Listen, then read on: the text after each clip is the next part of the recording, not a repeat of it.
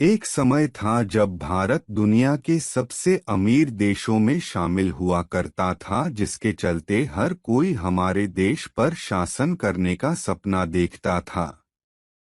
भारत पर शासन करने के मकसद से यहाँ पर कई लोगों द्वारा आक्रमण और कई राजाओं द्वारा राज भी किया गया है। वहीं हमारे देश पर अंग्रेजों ने भी काफी लंबे समय तक अपनी हुकूमत चलाई है और इस दौरान भारत को कई तरह के नुकसान भी हुए हैं। जहां पहले भारत देश को एक सोने की चिड़िया होने का दर्जा मिला था, वहीं अब भारत को मिला ये दर्जा पूरी तरह खत्म हो चुका है। किन कारणों से हमारे देश को ये दर्जा मिला हुआ था, उन कारणों के बारे में आज हम आपको बताएंगे। भारत को ये नाम कई वजहों से मिला हुआ था। उस दौर में भारत के राजाओं के पास काफी धन और संपत्ति हुआ करती थी। वहीं भारत में मसाले, कपास और लोहा काफी अच्छी मात्रा में पाए जाते थे और इन चीजों को अन्य देश के लोगों द्वारा खरीदा जाता था। इसके अलावा उस समय भारत की जीडीपी भी काफी अच्छी हुई करती थी। वहीं भारत को सोने की चिड़िया कहे जाने के अन्य कारणों को नीचे बताया गया है, जो कि इस प्रकार हैं। मोर सिंहासन। भारत को सोने की चिड़िया कहने के पीछे जो एक सबसे बड़ा कारण हुआ करता था, वो मोर सिंहासन था। इस सिंहासन की अपनी एक अलग ही पहचान हुआ करती थी। कहा जाता था कि इस सिंहासन को बनाने के लिए जो धन इस पर लगाया गया था, उतने धन में 2 ताजमहल का निर्माण किया जा सकता था। लेकिन साल 1739 में फारसी शासक नादिर शाह ने एक युद्ध जीतकर इस सिंहासन को हासिल कर लिया था। आखिर ऐसा क्या खास था इस सिंहासन के बारे में और किसका था ये सिंहासन, इसके बारे में नीचे बताया गया है। मोर सिंहासन का इतिहास। मोर सिंहासन का निर्माण शाहजहां द्वारा 17वीं शताब्दी में शुरू किया गया था। इस सिंहासन के निर्माण के लिए शाहजहां ने काफी खर्चा किया था। इस सिंहासन को बनाने के लिए करीब 1000 किलो सोने का प्रयोग किया गया था। इतना ही नहीं, इस सिंहासन में कई बेशकीमती पत्थर जड़े हुए थे। इन पत्थरों के अलावा इस सिंहासन की शान कोहिनूर हीरे ने और बढ़ा दी थी। ये हीरा भी इस सिंहासन में लगा हुआ था। वहीं इस सिंहासन की कीमत की बात करें तो इसकी कीमत 4.5 अरब की बताई जाती थी, जो कि भारत के रुपए के अनुसार 450 करोड़ की है। कोहिनूर हीरा। कोहिनूर हीरे का जिक्र आप लोगों ने कई बार सुना होगा।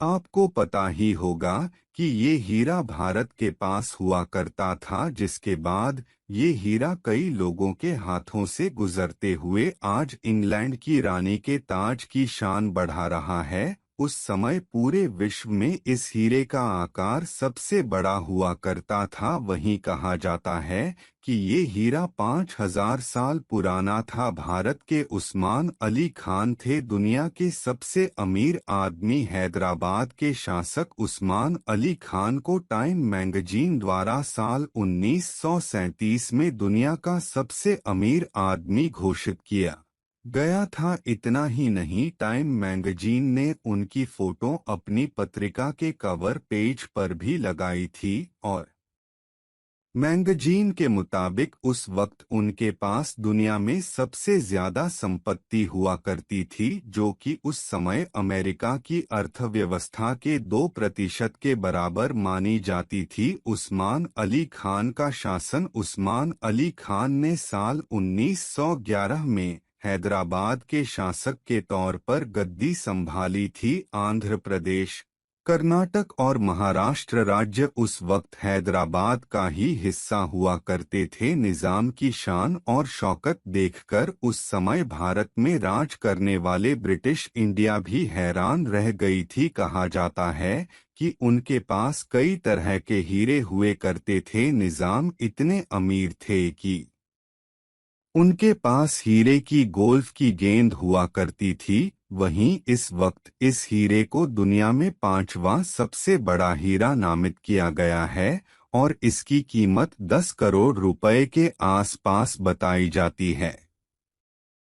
इतना ही नहीं, निजाम ने साल 1947 में ब्रिटिश की रानी को उनकी शादी में हीरे का हार तोहफे में दिया था, जिस हार को निजाम ऑफ हैदराबाद के हार के नाम से आज भी जाना जाता है। इसके अलावा दूसरे विश्व युद्ध के दौरान उन्होंने ब्रिटिश की मदद करने के लिए उन्हें 2 लड़ाकू जहाज दिए थे और उनकी इस मदद के लिए उनको साल 1946 में ब्रिटिशों ने सम्मानित भी किया था। अपनी खुद की थी मुद्रा। उस्मान अली खान के पास अपनी खुद की मुद्रा भी थी जो कि हैदराबाद में चलती थी। उस मुद्रा को उस्मानिया सिक्का कहा जाता था। इसके अलावा स्टेट बैंक ऑफ हैदराबाद उनके शासन के काल में ही खोला गया था। निजाम के पास थी 50 रोल्स रॉयस। कहा जाता है कि एक बार एक ब्रिटिश अधिकारी ने उनका मजाक बनाया था